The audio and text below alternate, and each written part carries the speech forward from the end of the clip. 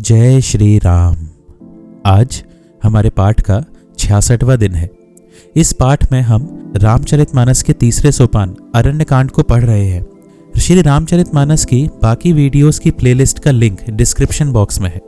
आइए शुरू करते हैं। सब यही राम है, इसे मारो, इस प्रकार राम राम कहकर शरीर छोड़ते हैं और निर्वाण मोक्ष पद पाते हैं। कृपा निधान श्री राम जी ने यह उपाय करके क्षण भर में शत्रुओं को मार डाला। देवता हर्षित होकर फूल बरसाते हैं, आकाश में नगाड़े बज रहे हैं। फिर वे सब स्तुति कर करके अनेकों विमानों पर सुशोभित हुए चले गए। जब श्री रघुनाथ जी ने युद्ध में शत्रुओं को जीत लिया तथा देवता, मनुष्य और मुनि सबके भय नष्ट हो गए, तब लक्ष्मण जी सीता जी को ले आए। चरणों में पड़ते हुए उनको प्रभु ने प्रसन्नता पूर्वक उठाकर हृदय से लगा लिया। सीता जी श्री राम जी के श्याम और कोमल शरीर को परम प्रेम के साथ देख रही हैं, नेत्र अघाते नहीं हैं। इस प्रकार पंचवटी में बसकर श्री रघुनाथ जी देवताओं और मुनियों को सुख देने वाले चरित्र करने लगे। खरदूषण का विध्वंस देखकर शूर्पणखा ने जाकर रावण को भड़काया। वह बड़ा क्रोध करके वचन बोली, तूने देश और खजाने की सुधि ही भुला दी। शराब पी लेता है और दिन रात पड़ा सोता रहता है। तुझे खबर नहीं है कि शत्रु तेरे सिर पर खड़ा है। नीति के बिना राज्य और धर्म के बिना धन प्राप्त करने से, भगवान को समर्पण किए बिना उत्तम कर्म करने से और विवेक उत्पन्न किए बिना विद्या पढ़ने से परिणाम में श्रम ही हाथ लगता है। विषयों के संग से सन्यासी, बुरी सलाह से राजा, मान से ज्ञान, मदिरापान से लज्जा, नम्रता के बिना प्रीति और मद अहंकार से गुणवान शीघ्र ही नष्ट हो जाते हैं। इस प्रकार नीति मैंने सुनी है। शत्रु, रोग, अग्नि, पाप, स्वामी और सर्प को छोटा करके नहीं समझना चाहिए। ऐसा कहकर शूर्पणखा अनेक प्रकार से विलाप करके रोने लगी। रावण की सभा के बीच वह व्याकुल होकर पड़ी हुई बहुत प्रकार से रो रो कर कह रही है कि अरे दशग्रीव, तेरे जीते जी मेरी क्या ऐसी दशा होनी चाहिए। शूर्पणखा के वचन सुनते ही सभासद अकुला उठे। उन्होंने शूर्पणखा की बाह पकड़कर उसे उठाया और समझाया। लंकापति रावण ने कहा, अपनी बात तो बता, किसने तेरे नाक कान काट लिए। वह बोली, अयोध्या के राजा दशरथ के पुत्र, जो पुरुषों में सिंह के समान है, वन में शिकार खेलने आए हैं। मुझे उनकी करनी ऐसी समझ पड़ी है कि वे पृथ्वी को राक्षसों से रहित कर देंगे। जिनकी भुजाओं का बल पाकर हे दशमुख मुनि लोग वन में निर्भय होकर विचरने लगे हैं। वे देखने में तो बालक हैं, पर हैं काल के समान।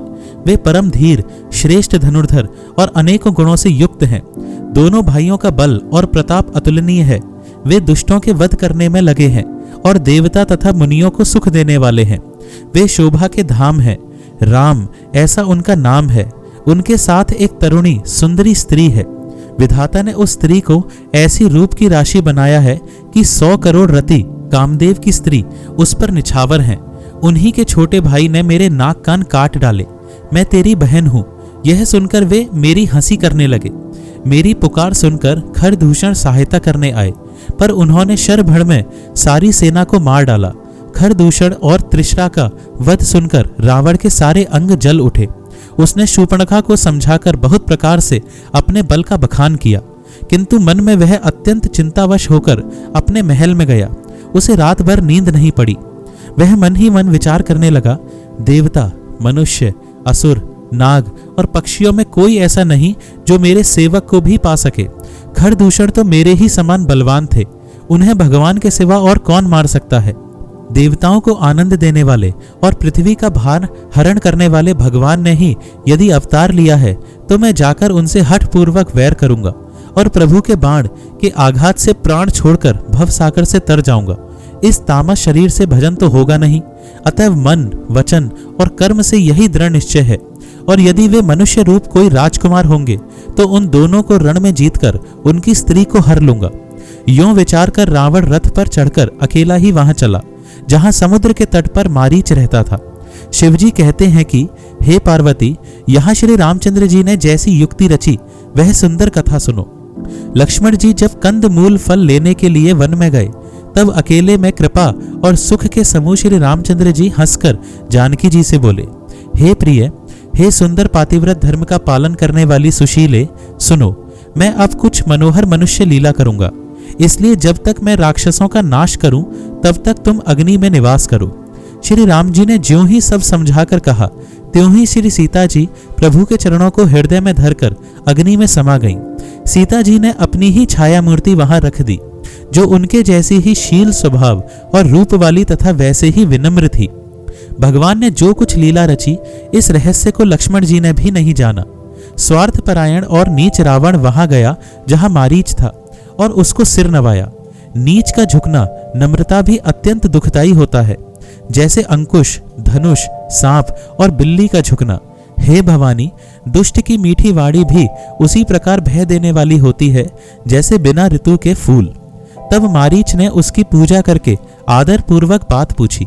हे तात, आपका मन किस कारण इतना अधिक व्यग्र है और आप अकेले आए हैं?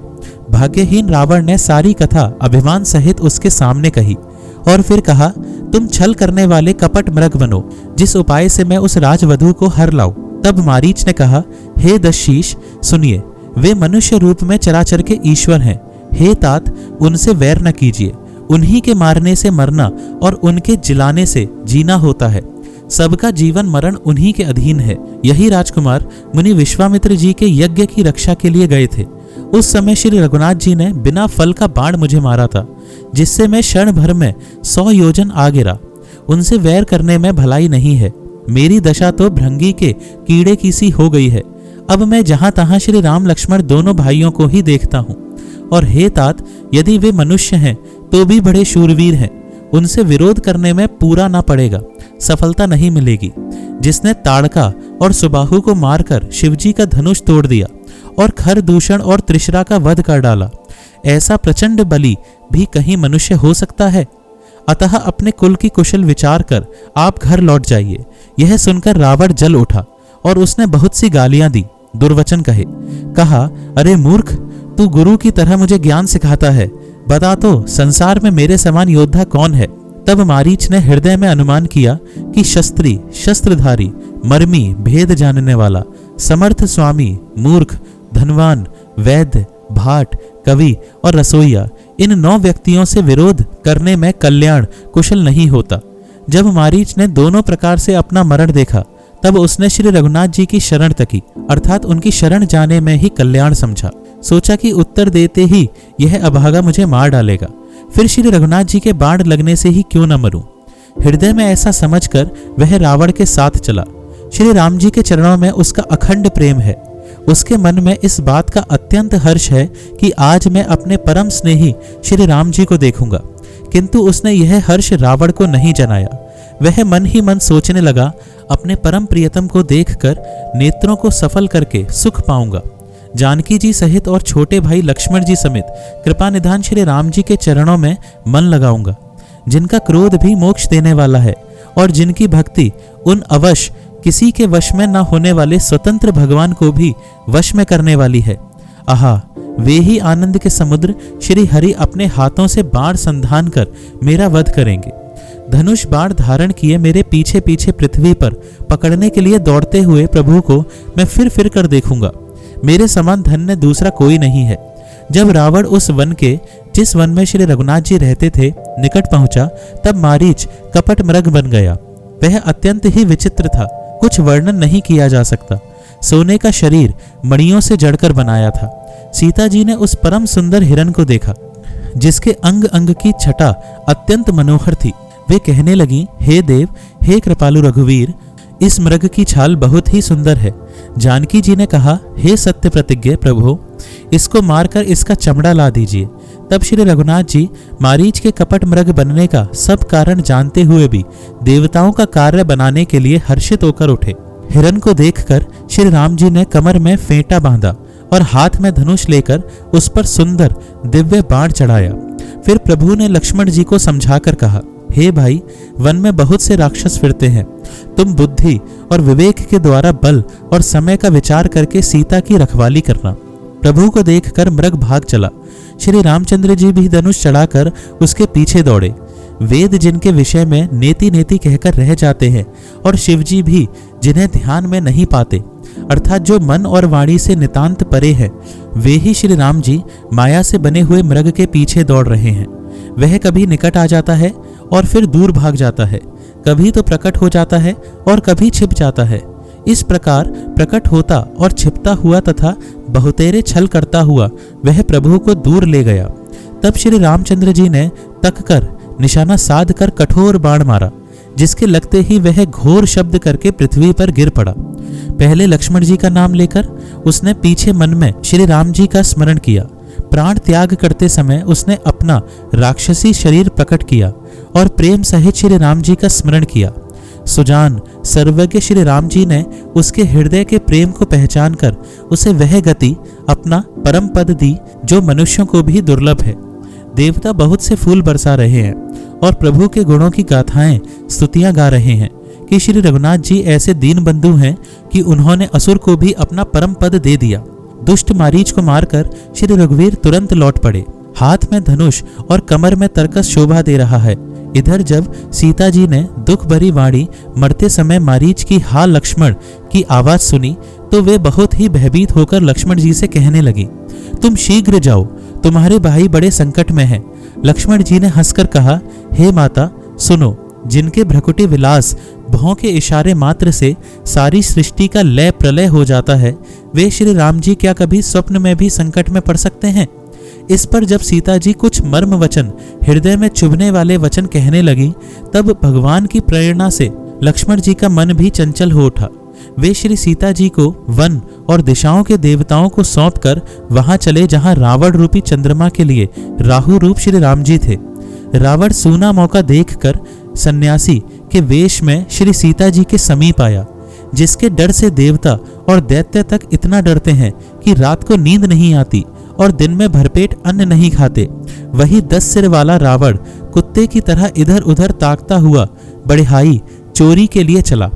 काकभूषुंड जी कहते हैं, हे गरुड़ जी, इस प्रकार कुमार्ग पर पैर रखते ही शरीर में तेज तथा बुद्धि एवं बल का लेश भी नहीं रह जाता।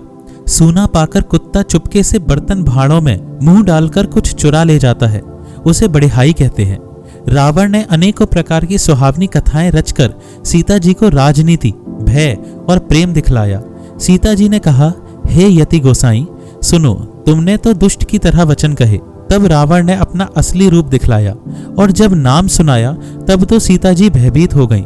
उन्होंने गहरा धीरज धरकर कहा, अरे दुष्ट, खड़ा तो रह, प्रभु आ गए।